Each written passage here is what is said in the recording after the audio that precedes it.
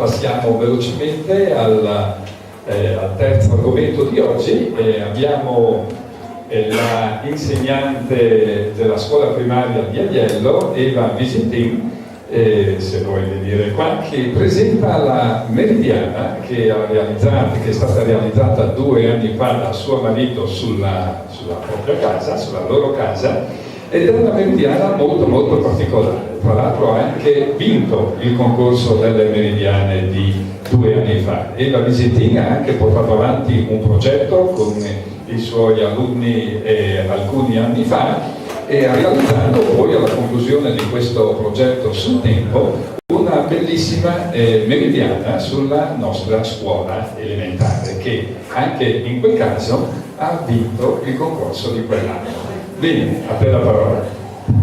Ringrazio intanto Aurelio che mi ha dato di nuovo l'occasione di raccontare qualcosa.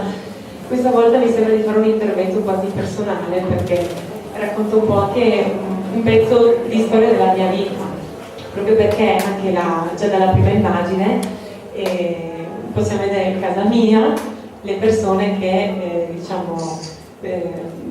vengono a vedere, insomma, la Meridiana. Questo è il momento, quasi direi conclusivo, di inaugurazione. E io oggi presto solo la voce all'autore, che è appunto il mio marito, Cumina Andrea, elettricista, ma mi sento proprio nella veste quasi di moglie, perché in effetti il mio ruolo è estremamente marginale per la realizzazione di quest'opera, e proprio come tutte le mogli ho avuto il ruolo di un po' insistere sul mio marito, perché desideravo si realizzasse una bella Meridiana. Ma io pensavo ad una semplicissima Meridiana a parete, con il limone, con lo stile polare, il quadrante semplicissimo, queste Meridiane che hanno un po' un sapore d'antico. Ma mio marito, essendo elettricista, avendo una passione per tutto quello che è tecnologico, non era assolutamente d'accordo, perché dice: ma ad Aiello ci sono già tantissime Meridiane di questo tipo, se decidiamo di fare una Meridiana dobbiamo fare una Meridiana un po' speciale. Poi la Meridiana a parete, come dire, è limitata dal fatto che funziona solamente nelle ore in cui il sole arriva su quella parete, quindi chiaro, in relazione a dove si decide poi di posizionare, può funzionare per 2, 3, 4, 6, 8 ore, ma tutta la giornata no. E invece lui desiderava avere un orologio che funzionasse nell'arco di tutta la giornata, e quindi la brava elettricista aveva pensato: potremmo mettere un timer, inizialmente aveva pensato. E chiaramente abbiamo chiamato Aurelio, che è la guida spirituale, no? Scherzate, insomma, la persona più competente tra le tante anche presenti sul nostro territorio in merito alle Meridiane, e che ha dovuto quindi mettere d'accordo idee anche diverse, perché la mia Meridiana tradizionale, l'idea di mio marito di una Meridiana che funzionasse tutta la giornata e aveva già in mente la soluzione, perché penso che gli siano brillati gli occhi quando mio marito insisteva su voler creare un qualcosa di speciale. Quindi si è pensato intanto dove volevamo posizionare la Meridiana. Si era pensato inizialmente sulla facciata della casa, però aveva molte aperture, quindi sarebbe stato caricata forse eccessivamente.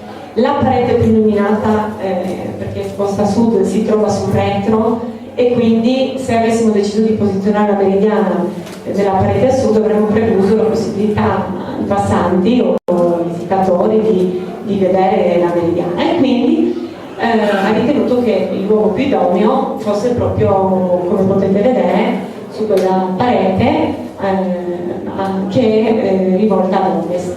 E quindi io mi aspettavo la mia semplicissima Meridiana fortemente declinante a ovest con il suo gnomone. E invece, proprio partendo dall'idea di mio marito, come fare questa magia? Non utilizzando un timer, perché col sole aveva poco a che vedere, ma Aurelio ha avuto questa idea di utilizzare qualche cosa che potesse appunto portare la luce dalla parete sud alla parete ovest, e così si è pensato al fotovoltaico. Quindi, utilizzando il principio delle meridiane equatoriali, si è realizzato una sorta di struttura a ventaglio, inizialmente in cartone, per vedere appunto quanto grandi devono essere le aperture, eccetera. Ogni sezione, forse possiamo andare un pochino avanti perché si vede meglio, ogni sezione ha un'ampiezza di 15 gradi, perché la Terra in un'ora ruota di 15 gradi ed è pensata perché appunto ogni sezione accolga i raggi del Sole per un'ora. Quindi la prima è quella delle 8, quindi alle 8 più o meno il Sole entra e comincia ad illuminare il pannello fotovoltaico che si trova posto sul fondo di questo spazio. Forse nella diapositiva successiva si vede anche bene, così visti dall'alto, dove è stato posto il pannellino, che è anche molto piccolo, come potete vedere in dimensioni 6-7 cm x 2-3 cm, e quindi il pannello ovviamente è collegato ad un filo di una centralina e alla fine va ad illuminare, ad accendere un LED posto sul quadrante, sulla parete appunto ad ovest all'interno del quadrante. Quindi qui sempre si vede appunto da vicino la struttura come è stata realizzata, questo ricevitore diciamo di luce solare.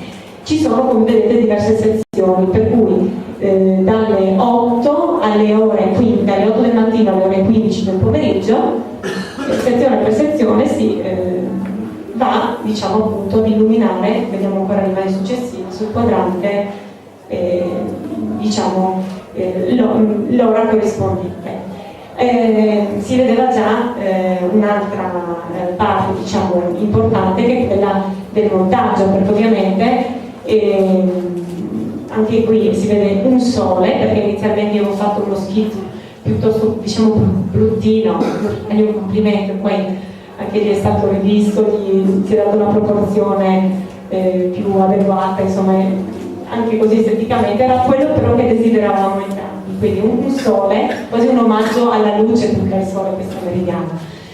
E si è pensato di utilizzare il metallo, 5 metalli. Quello che fa da sfondo, questo cerchio che fa da sfondo è il ferro dipinto. Poi vedete mio marito che sta fissando delle fiamme così che poi usciranno dai raggi più grandi del sole in alluminio. Queste sono rame. E come potete vedere sta fissando sempre dei distanziatori, perché proprio per evitare che la corrosione tra i metalli dovuta alla corrente galvanica ha distanziato tutti questi diversi metalli tra di loro e anche isolato i punti di contatto possibile, quindi anche con un semplice materiale come la gomma, ma insomma bisogna isolare perché altrimenti si crea una corrosione. Qui c'è la posa dei raggi di dimensione maggiore che sono in alluminio sempre lì. E poi chiaramente tutti questi punti sono stati nascosti, quindi anche la difficoltà di non far vedere poi tutte queste viti, quindi bisogna anche studiare un po' dove posizionarle, perché anche dal punto di vista estetico si abbia un'opera insomma di un certo tipo. E questa è la posa del quadrante di cui vi raccontavo fino ad adesso, quello nel quale sono inseriti i LED, e riporta infatti la numerazione oraria delle ore 8, 9, 10 eccetera eccetera. Vicino a ogni numero c'è appunto uno spazio in cui è stato inserito sono stati inseriti i vari LED. E poi si vede la meridiana che desideravo io, quella appartenente del Grande Ovest, a cui è stata data però veramente un altro, insomma, è diventato un unicum, no? Sono 2 meridiani in una che funzionano così tutta la giornata, perché dalle 8 alle 15 funziona la meridiana grazie al pannello fotovoltaico e poi dalle 15 del pomeriggio fino anche alle 20 funziona la meridiana solare con il suo gnomone in ottone, che è quello. E non ho detto il quinto metallo che mi sono dimenticata, il quadrante in inox. E qui si vede mio marito soddisfatto insomma con la sua opera, perché non capita tutti i giorni di fare una meridiana e poi venga anche così bene, perché risponde un po' a tutti i nostri desideri, no? Quello che volevamo. E qui c'è proprio il momento in cui si è posizionata sul muro e si sta togliendo quella carta adesiva che era una protezione che era stata messa proprio per evitare chiaramente che si graffiasse prima della posa in opera. Adesso qui potete vedere nelle diverse ore della giornata come si sposta, perché sono una serie di immagini in sequenza. Quindi alle ore 8 il sole entra da qui e vedete alle 9, poi si illumina nel successivo alle 10 e 11 e così via fino alle 15, e poi comincia a funzionare la meridiana, come dicevo, solare, tradizionale, e si crea anche un gioco di ombre, perché appunto essendo stati distanziati tra di loro i metalli creano un bel gioco tra luce e ombre, anche in base, diciamo, nelle diverse della giornata assume anche colori molto diversi, quindi è questo un particolare visto da vicino, e si vede insomma la meridiana una volta terminate le fatiche con grande soddisfazione.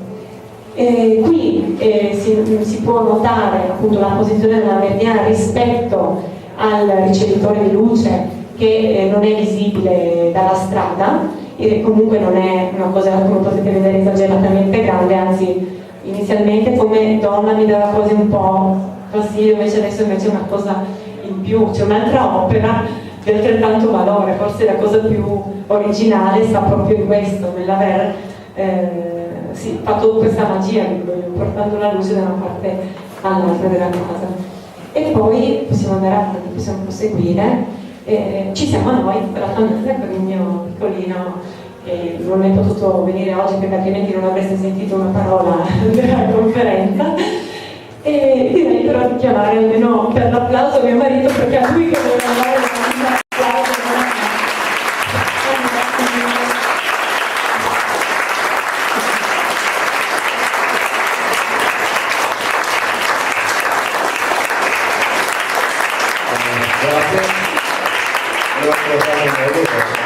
benissimo, e anche Aurelio che mi ha aiutato in tutto questo, perché senza di lui non sarei riuscito a fare una cosa. Grazie.